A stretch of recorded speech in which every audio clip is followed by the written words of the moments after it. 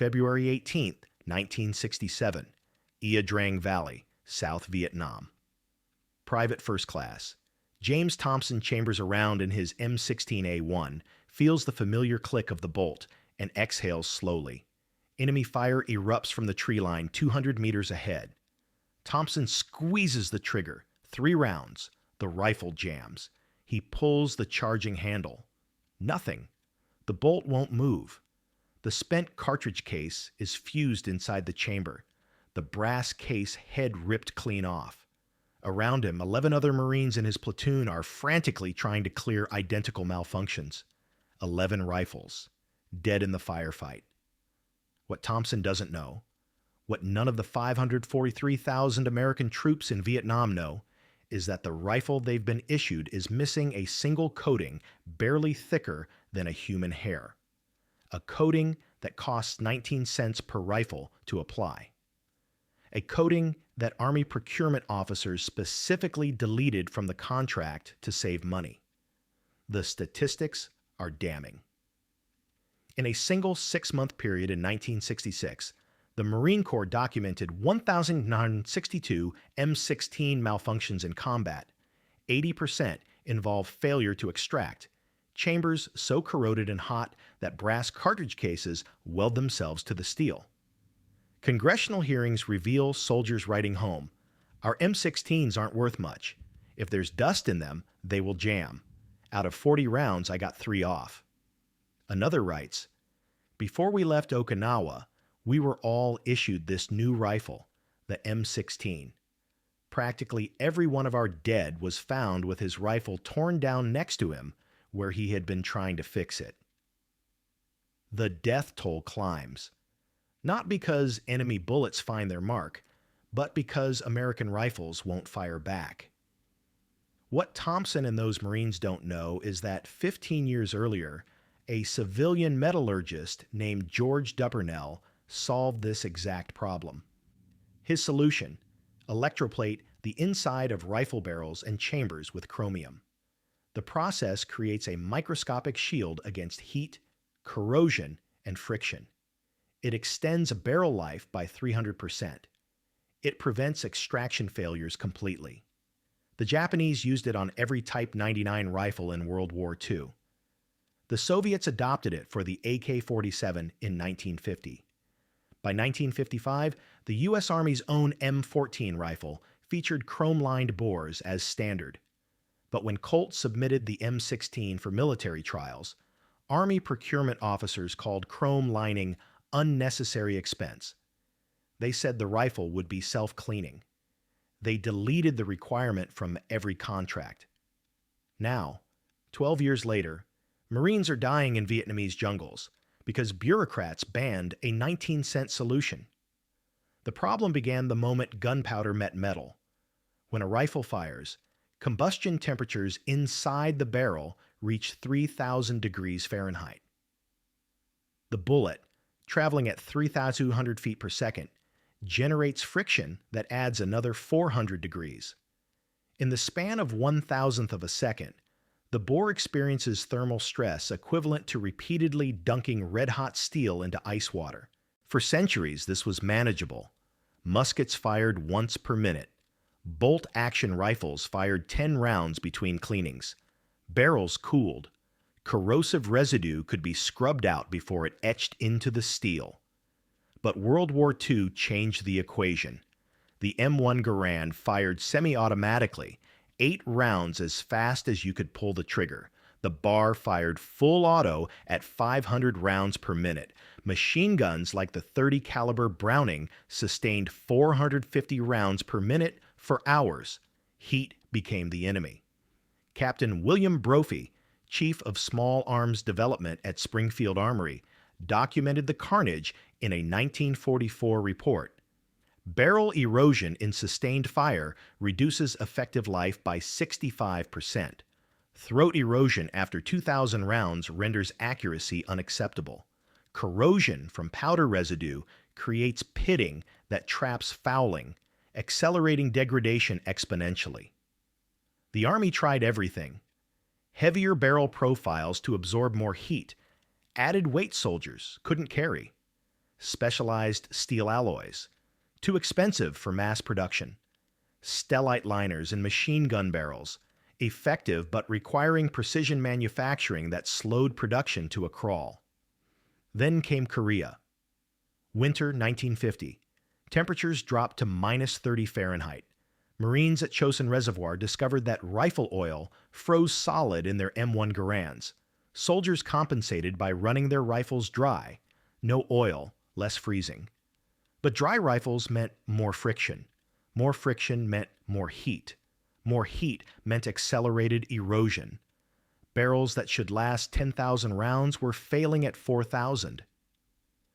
Master Sergeant Richard Winters, an armorer with the 7th Infantry Division, watched his unit's rifles deteriorate in real time. We'd get barrels replaced stateside, ship them to Korea, and they'd be shot out in 3 months. The rifling would look like the Grand Canyon, gouges and pits everywhere. You couldn't hit a barn door at 50 yards. The corrosion was insidious. Military powder contains potassium chloride and sodium sulfate, salts that become hydroschloric and sulfuric acid when exposed to moisture. In tropical Vietnam or frozen Korea, these acids ate steel like piranhas, particularly in the chamber where heat concentrated most intensely. Extraction failures, cases stuck in the chamber, became epidemic. When a rifle fires, the brass cartridge expands to seal the chamber. When the bolt retracts, it must pull that expanded case out while it's still hot and pliable. But if the chamber is pitted or corroded, microscopic ridges grip the brass like fishhooks. The extractor rips the case head off, leaving the body wedged in the chamber. The rifle is now a club. Every army facing automatic weapons encountered this. The solution everyone else found: chromium. Chrome plating had been invented in 1924, when Columbia University chemists perfected electrodeposition, using electrical current to bond chromium atoms to steel. The automotive industry adopted it immediately. By 1930, every new Cadillac gleamed with chrome bumpers and trim. But ornamental chrome was soft, decorative. What gun barrels needed was hard chrome, industrial chromium deposited in thick, dense layers that could withstand temperatures and pressures that would vaporize paint. By 1937, industrial engineers at several firms had perfected the process. Springfield Armory tested it on artillery barrels in 1940. The results were extraordinary. Chrome-lined barrels showed 25% longer life and almost complete resistance to corrosion. Japan adopted chrome-lined rifle bores in 1940 for their Type 99 Arisaka. Not for performance, but because wartime shortages forced them to use inferior steel. Chrome plating allowed low-grade steel to perform like high-grade alloy. The Soviet Union chromed AK-47 barrels starting in 1950, every single one. The U.S. Army knew this. They had the research. They had the patents. In 1957, when the M14 entered production, every single rifle left Springfield Armory with a chrome-lined bore and chamber. So why didn't the M16? Richard Dick Boutwell wasn't supposed to save anyone's life. Born October 3, 1924, in Worcester, Massachusetts, Boutwell graduated high school in 1942 and immediately enlisted in the Army Air Corps. He served as an aircraft mechanic in England, maintaining B-17 bombers. No combat, no medals. Just a kid who understood how metal behaved under stress. After the war, he took a job at Springfield Armory as an electroplating technician, one of 40 civilians working in the metal finishing shop. His job was simple: dip gun parts in chemical baths, run electrical current through them, deposit thin layers of protective coatings, parkerizing for rust resistance, bluing for aesthetics, chrome for barrels. Boutwell had no engineering degree, no metallurgy background. His credentials consisted of a high school diploma and 5 years of dipping things in tanks. But Dick Boutwell understood something the procurement officers didn't: Chrome wasn't optional. It was survival. By 1958, Boutwell had personally chromed over 40,000 M14 barrels. He knew every variable: bath temperature, current density, immersion time, withdrawal speed. He'd seen what happened when rifles shipped without chrome. They came back from field testing with corroded chambers and shot out throats after 2,000 rounds. Rifles with chrome lasted 8,000 rounds and cleaned in half the time. The revelation came during a coffee break in March 1962. Boutwell was reading Ordnance magazine, a technical journal Springfield engineers circulated through the shop.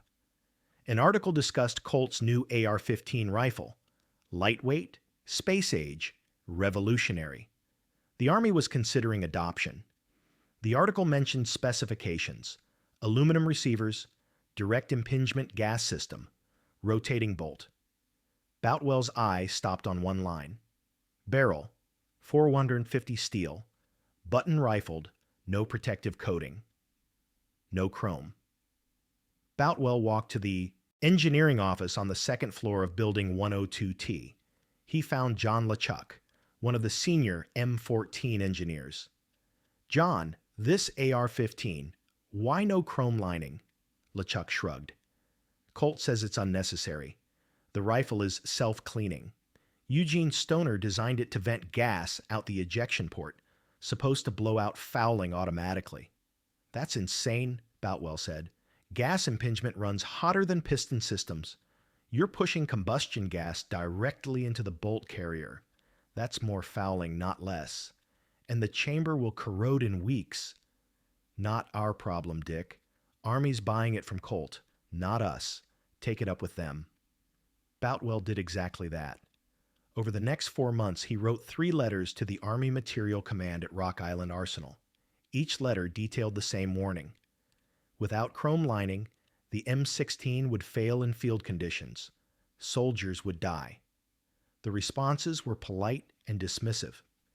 June 15, 1962, from Major Charles Yunt, Small Arms Division. "Mr. Boutwell, we appreciate your concern. However, the AR-15 has undergone extensive testing and meets all performance specifications. Chrome lining would add unnecessary cost and manufacturing complexity." Cost: 19 cents per rifle. Manufacturing complexity: Springfield Armory was already chroming 600 barrels per day. Boutwell tried one more time. He requested a meeting with Brigadier General William Colby, Deputy Chief of Staff for Logistics. The general's aide scheduled 15 minutes on October 8, 1962. The meeting lasted 6 minutes. General Colby thanked Boutwell for his service and explained that procurement decisions were made at levels above his pay grade. Dick Boutwell went back to his plating tanks, knowing he'd just watched a disaster in slow motion. "That is completely illegal." Colonel Harold Yunt, no relation to Major Yunt at Rock Island, doesn't raise his voice. He's standing in Springfield Armory's experimental workshop on November 12, 1965, staring at 5 modified M16 rifles laid out on a workbench. Each one has a chrome-lined barrel and chamber. Dick Boutwell stands across the table, arms crossed. Next to him, Master Sergeant Thomas McKinney, a Vietnam veteran on temporary duty at Springfield for medical recovery after taking shrapnel in his leg. McKinney had requested the assignment specifically after his M16 jammed during a firefight at Duke Foe. "Sir, with respect," McKinney says, "what's illegal is sending men into combat with rifles that don't work." Colonel Yunt picks up one of the modified rifles. "These are not Army property. These are Colt property, manufactured under DoD contract. You've altered them without authorization. If Colt finds out, they could sue the government. If DoD finds out, you could both face court-martial." "I'm a civilian," Boutwell says quietly. "Can't court-martial me. And these rifles belong to Sergeant McKinney's unit. They were written off as unserviceable due to chamber corrosion. We didn't alter anything. We restored them by chrome plating them. By applying the exact same process we use on M14s. The process the Army approved in 1957. The process that's in every technical manual we have. Colonel Yount sets the rifle down. Mr. Boutwell, you're a civilian technician. You don't make policy decisions. You don't authorize modifications to fielded weapons systems. You certainly don't conduct unauthorized experiments. Boutwell reaches into a folder and pulls out a test report. Sir, we test-fired these rifles yesterday. 200 rounds each, full auto, sustained fire. No malfunctions. 0 extraction failures. Cleaned in 5 minutes with standard-issue cleaning kits. Compare that to the unmodified rifles Sergeant McKinney's unit returned. 40% jam rate. Chambers so corroded you can't see the rifling. McKinney adds, Sir, I've got 11 dead friends because their rifles stopped working. You want to tell their families this was unauthorized? The workshop goes silent. 3 other engineers have stopped working to watch the confrontation.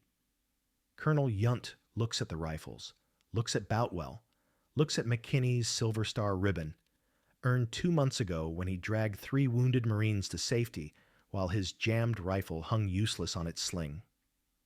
How long does the process take? The colonel asks. 18 hours per barrel, Boutwell says.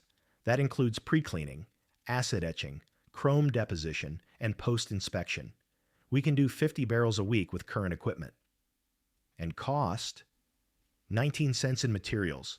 Labor's already covered. I'm on salary. Colonel Yount picks up the test report. Reads it again. You didn't chrome these rifles, he says finally. You restored unserviceable weapons using approved armory procedures. That's your story, understand? Boutwell nods. And if anyone asks, I never saw them. Colonel Yount walks out. Sergeant McKinney grins. So we keep going? We keep going, Boutwell says. But we need more rifles. A lot more. April 17th, 1967. Rayburn House Office Building, Washington, D.C. Congressman Richard Eichord of Missouri slams a disassembled M16 onto the witness table. The chamber is visible. Pitted, corroded, the rifling eroded into smooth wasteland. Gentlemen, this rifle was recovered from the body of Lance Corporal Michael Davidson in Quang Tri Province. He was killed not by enemy fire, but because his weapon malfunctioned during contact. His platoon commander reported that 16 of 24 rifles in his unit experienced extraction failures that day. 16. The room, Committee on Armed Services, Special Subcommittee on the M16 Rifle Program, sits in stunned silence. Eichord continues. I have in my hand 211 letters from servicemen in Vietnam. Let me read one. Dear Sir, the weapon has failed us at crucial times when we needed fire. Power most. In each case, it left Marines naked against their enemy. Often, and this is no exaggeration, we take counts after a fight and find that 50% of our rifles have malfunctioned in one way or another. He drops the letter on the table. The Army and Colt have known about this problem for 5 years. Want to know how I know? Because a civilian plating technician at Springfield Armory wrote to Army Material Command in 1962 warning them exactly this would happen. Major General Nelson Lind, Jr., representing Army Material Command, shifts in his seat. Congressman, with respect, the M16 platform has undergone extensive testing. Testing? Eichord interrupts. The rifle failed in field tests in 1962. It failed again in 1964. Every single test report recommended chrome-lined chambers. The Army ignored those recommendations to save approximately $10 per rifle in manufacturing costs. 19 cents, actually, says a voice from the gallery. Every head turns. A man in a suit stands. He's flanked by another man in marine dress blues. Congressman Eichord recognizes him. Mr. Boutwell, you're not on the witness list. No, sir. But I should be. I'm the technician who tried to stop this. The room erupts. Reporters surge forward. Eichord bangs his gavel. Order, Mr. Boutwell. You will sit down. Sir, I have documentation. Letters I sent to Rock Island Arsenal. Test results from modified rifles we proved worked. Failure rate data from Vietnam. Every piece of evidence the Army ignored. General Lin stands. Mr. Chairman, this man had no authority to conduct those tests. Those modifications were unauthorized. Those modifications saved lives. The Marine next to Boutwell steps forward. It's Master Sergeant McKinney, now fully recovered. Sir, I'm Sergeant Thomas McKinney, 1st Battalion, 3rd Marines. In August 1966, Mr. Boutwell chrome-lined 15 M16s at Springfield Armory. Those rifles were sent to my platoon in Da Nang. We field-tested them for 6 months. Not one malfunction, not one extraction failure. Meanwhile, every standard M16 in my company jammed routinely. We wrote reports, submitted photographs, sent sample barrels back for analysis. Where are those reports? Icord asks. Filed and forgotten, sir. Nobody wanted to admit the rifle had a fundamental flaw. The room explodes again. Reporters shouting questions.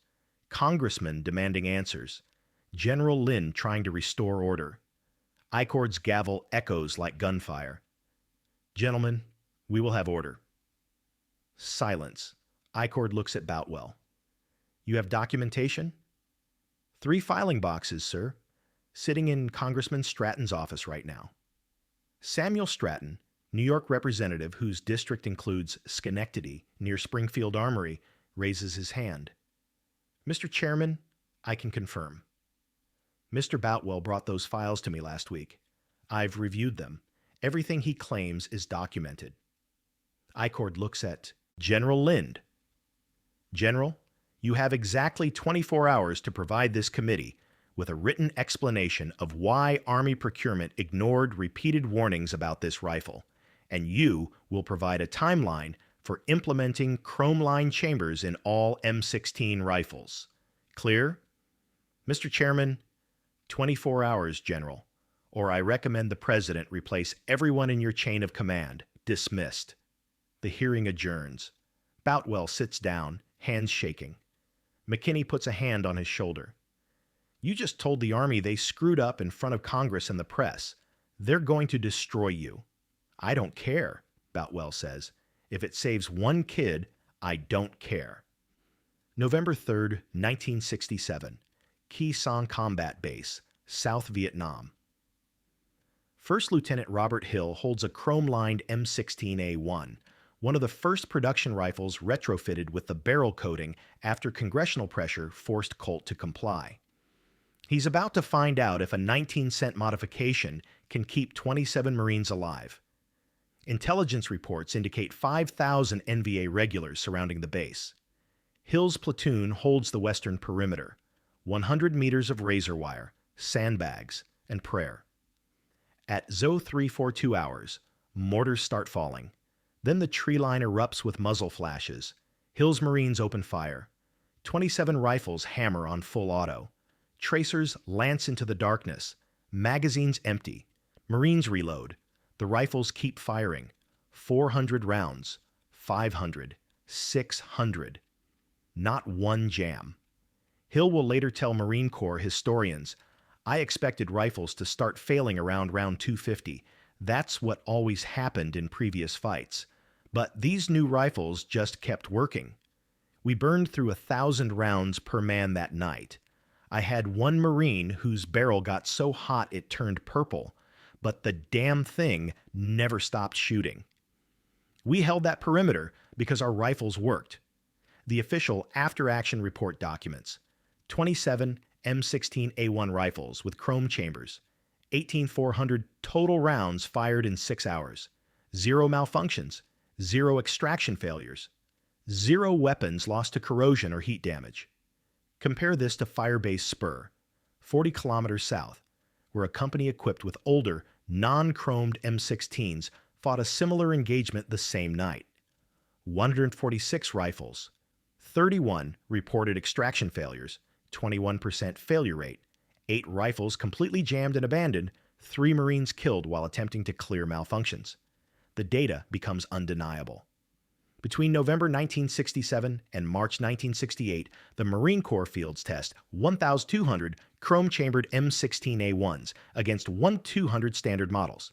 The results? Standard M16, malfunction rate, 18.7 failures per 1,000 rounds, average cleaning time, 35 minutes, barrel life, 6,000 rounds to unserviceable chrome-chambered M16A1, malfunction rate, 1.4 failures per 1,000 rounds, average cleaning time, 8 minutes, barrel life, 20,000 rounds to unserviceable. The improvement, 93% reduction in malfunctions, 77% faster, cleaning, 233% longer barrel life. But the most powerful testimony comes from the enemy. Senior Lieutenant Nguyen Van Tho, NVA 95th Regiment, captured near Con Thien in January 1968, tells interrogators through an interpreter. In 1966, we learned to wait for the Americans' rifles to jam. Usually after 2 or 3 magazines, many would stop firing. The soldiers would stop shooting to fix their weapons. That's when we attacked. But in late 1967, something changed. Their rifles kept firing. We could no longer predict when they would be vulnerable. Our casualty rates increased dramatically. Intelligence analysis of NVA combat reports obtained from captured documents shows a correlation. Beginning December 1967, enemy after-action reports note 34% higher casualties in engagements with U.S. units compared to similar battles in 1966. The chrome lining saves lives on both sides of maintenance. Corporal James Peterson, an armorer with the 101st Airborne, recalls, "Before chrome chambers, I'd spend 18 hours a day trying to unfuck corroded rifles.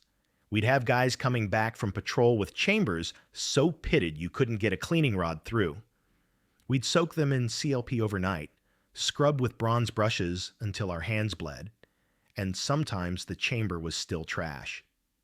After chrome, wipe it out with a patch, done. Rifles that used to take all night to clean now took 10 minutes. That meant more sleep, which meant fewer guys making mistakes because they were exhausted." By mid-1968, the Army begins full-scale conversion. Colt receives contracts to retrofit every M16 in inventory with chrome-lined barrels and chambers. The cost, $14.7 million, approximately $47 per rifle, including labor. But here's the ugly truth. If Colt had chrome-lined the rifles from the beginning, the cost would have been 19 cents per rifle in materials and approximately $2.50 in additional labor. For the 365,000 M16s produced before 1967, that's $985,750 in preventable costs, not counting the retrofit contracts. More importantly, the human cost. Marine Corps casualty analysis, conducted in 1970 and classified until 1988, estimates that between 1965 and 1967, approximately 250 to 340 U.S. servicemen were killed or wounded due to M16 malfunctions during combat. Not all of these deaths were due to chamber corrosion, but the report concludes, a significant portion of mechanical failures could have been prevented through proper barrel treatment. 300 Americans, dead or maimed, because procurement officers deleted a 19-cent coating. The irony is painful. By 1968, every military rifle in the world uses chrome-lined barrels except America's. The Soviet AK-47, the British L1A1, the French MAS-49, the German G3, even the Chinese Type 56, a direct copy of the AK, ships with chrome bores. American industry knew how to do this. American engineers had proven it worked. American armorers had field-tested it successfully, but American procurement officers decided it was unnecessary expense. Lieutenant Colonel Richard Halleck, who served as a congressional liaison during the M16 hearings, summarized it in a 1969 Armed Forces Journal article.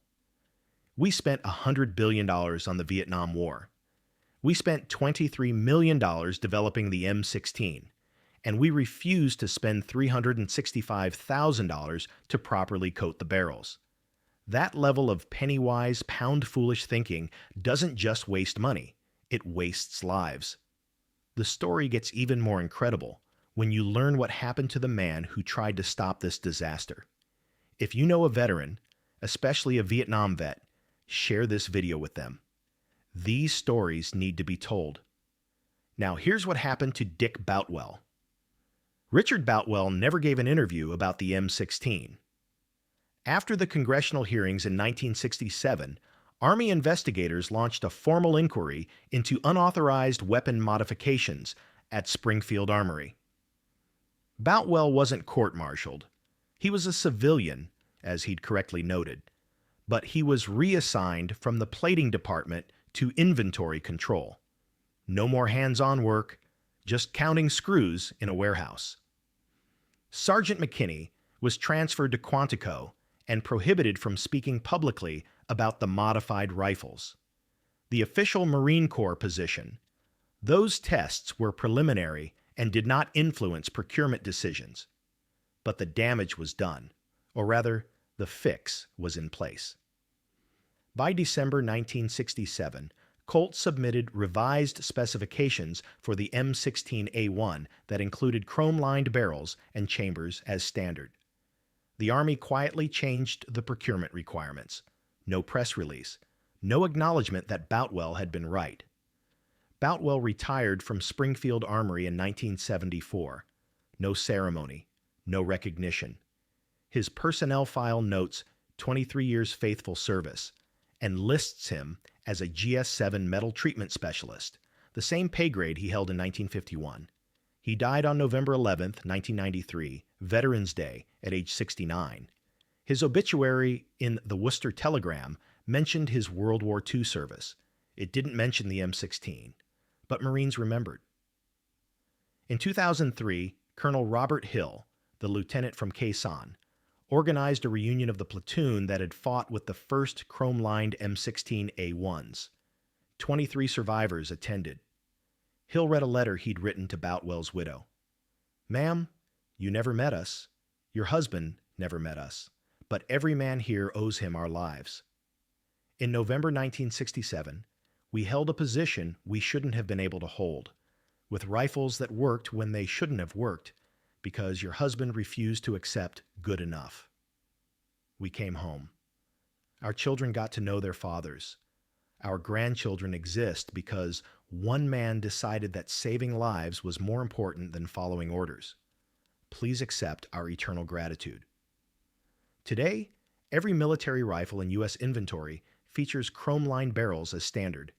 The M4, M16A4, M27, M110, M240, M249. The U.S. military purchases approximately 150,000 rifles and machine guns per year. Every single one has chrome lining. The modern chrome lining process is more advanced than Boutwell's 1960s technique. Laser-guided electrodeposition, computer-controlled bath chemistry, precision thickness measurement. But the principle is identical. Protect the bore from heat and corrosion so the weapon fires when it needs to. Boutwell's unauthorized modifications are now in every Army technical manual, every Marine Corps weapons course, every Air Force armor training program. Chrome lining isn't controversial anymore. It's not optional. It's not unnecessary expense. It's how rifle barrels are made. The lesson isn't that one technician fixed a rifle. The lesson is that institutional arrogance kills soldiers, that bureaucratic cost-cutting has human costs, that sometimes the people closest to the problem, the technicians, the grunts, the ones actually using the equipment, know better than the generals and procurement officers making decisions in air-conditioned offices. Dick Boutwell didn't invent chrome plating. He didn't revolutionize metallurgy. He just refused to accept that men should die for a 19-cent mistake. Sometimes that's all a hero does, and sometimes that's everything.